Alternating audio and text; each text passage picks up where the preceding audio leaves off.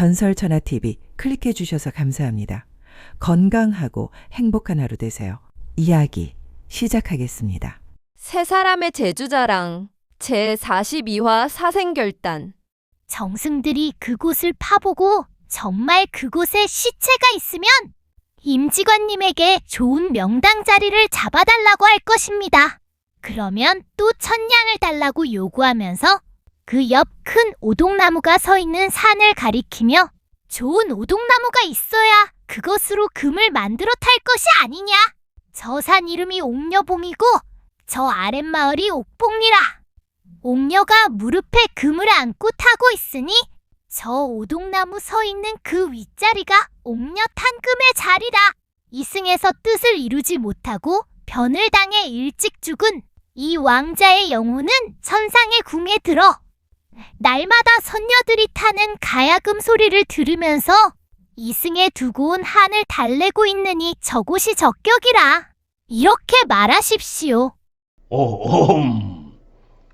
그래, 옥녀 탄금이라. 임씨는 사내아이의 말을 듣고는 그 내용을 잊어버리지 않으려고 여러 번 속으로 되뇌었다. 당나귀 고삐를 잡고 앞서 걷는 사내아이를 따라 하염없이 풍성한 들길을 따라가는 임씨는 문득 남의 논의 열매를 무겁게 달고 황금빛으로 고개를 출렁거리며 익어가는 나락들을 바라보면서 배고픔을 달래며 피죽을 끓여 먹고 살던 식구들의 처지를 생각했다. 그리고 자신이 남의 볕단을 훔치려고 밤에 지게를 지고 2번이나 갔다 빈지게를 지고 되돌아온 것을 떠올렸다. 사람의 복이란 도대체 무엇일까? 어느 놈은 매일 곡식이 썩어나가는 부자로, 어느 놈은 죽도록 일을 해도 땅 한 평 없이 피죽도 배불리 못 먹는 배고른 가난뱅이로 살아가야만 하는 것일까? 하고 세상의 불공평에 대하여 막연히 생각해보는 것이었다. 여기저기 농부들이 일하는 벼이삭들이 출렁거리는 농길을 지나 옥수수가 있고 콩이며 고구마가 토실토실 여무는 밭길을 지나 산길로 접어들었다.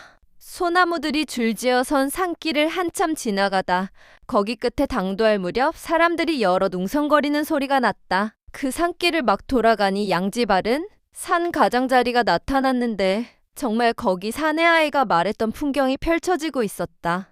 사모관대를 쓰고 가슴에 날개를 펴고 비상하는 학이 그려진 화려한 관복을 입은 지체 높은 조종의 정승들이 묘 윗자리에서 서성거리고 있었고 일꾼들 50여 명이 산만큼이나 커다란 묘를 단장하고 있었는데 그 아래는 칼을 허리에 찬 병사들이 100여 명 군마를 대기시키며 쉬고 있었다.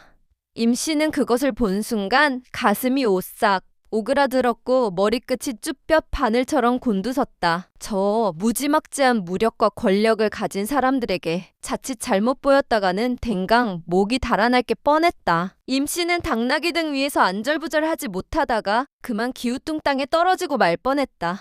그러나 사내아이는 아랑곳하지 않고 그들 가운데로 당나귀 고삐를 잡고 성큼성큼 나아가는 것이었다. 그들이 묘를 새로 단장하는 가까이로 갔다. 사람들이 임씨와 사내아이의 행렬을 호기 어린 눈빛으로 바라보았다. 그때 당나귀 고삐를 잡고 앞서가던 사내아이가 임씨를 바라보며 눈치를 했다. 어서 시키는 대로 호통을 치라는 것이었다. 그러나 임씨는 도무지 기가 질려 호통을 칠 용기가 나지 않았다. 당나귀 등 위에서 임씨는 숨도 크게 내쉬지 못하고 두려움으로 몸을 잔뜩 웅크리고 앉아 있었다. 그렇게 2어 걸음 앞으로 나아가는데 문득 사내아이가 뒤를 돌아보았다. 그런데 그 사내아이의 얼굴이 성난 호랑이로 변하더니 임씨를 곧 잡아먹을 듯이 사납게 노려보는 것이었다.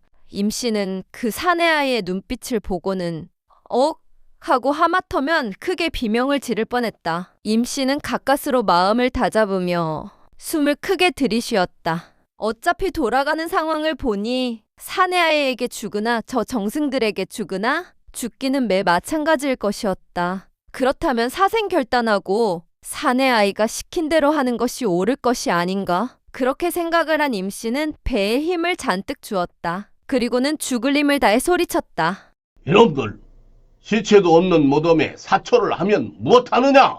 쩌렁쩌렁 산을 울리는 그 말을 들은 정승 들이며 일꾼들 그리고 병사들이 일제히 눈을 휘둥그렇게 뜨고 임씨를 바라보았다. 내 이놈, 너 지금 뭐라 했느냐? 정승들 중 하나가 앞으로 나서며 소리쳤다. 보아하니 반백의 늙은이였다. 내 시체도 없는 무덤에 사초를 하면 무엇 하느냐고 했소? 임씨는 다시 큰 소리로 고함을 쳤다. 어허, 저놈이 죽으려고 환장을 한 모양이로구나. 여봐라, 당장 저놈을 잡아오너라. 정승들 중 수염이 허연 홍포를 걸친 관을 쓴 노인이 노발대발 달려오며 소리쳤다. 영의정 나리. 병사들을 이끄는 장군인 듯한 검은 수염이 길게 자란 한 손에 장검을 거머쥔 건장한 사내가 대답했다. 여봐라, 저놈을 당장 붙잡아라.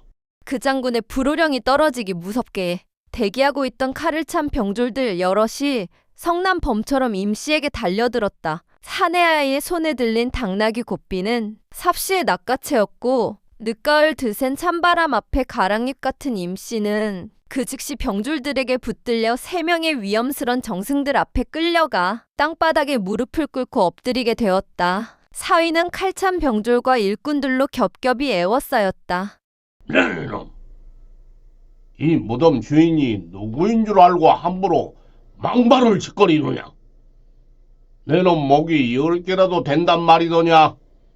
도대체 내놈 정체가 무엇이냐? 수염이 허연 정승이 임씨를 노려보며 근엄한 목소리로 말했다. 나으리, 저는 지나가는 과객이온데 다만 저 무덤 안에 시체가 없음을 알고 그리 아뢰었을 뿐이오이다. 이왕에 엎어진 물 돌이킬 수 없다면 전진할 밖에 다른 방도가 없었다. 이미 생사를 포기한 임씨는 또랑또랑하게 말했다. 그래, 보아하니 내놈 허리춤에 나침판을 차고 있는 걸 보니 초라한 떠돌이 지관인 것 같은데 만약 저 무덤을 파보아 시체가 있다면 내놈 목을 내놓을 수 있겠느냐? 늙은 정승이 땅바닥에 바짝 엎드린 임씨의 허리춤에 벙긋이 삐져나온 나침반을 바라보며 녹이 띈 목소리로 말했다. 전설천하 TV 이야기 재밌게 들으셨나요? 다음 이야기 계속해서 들으시려면 구독, 좋아요, 알림 설정 꼭 해주시기 바랍니다. 오늘 하루 건강하고 행복한 하루 되세요. 감사합니다.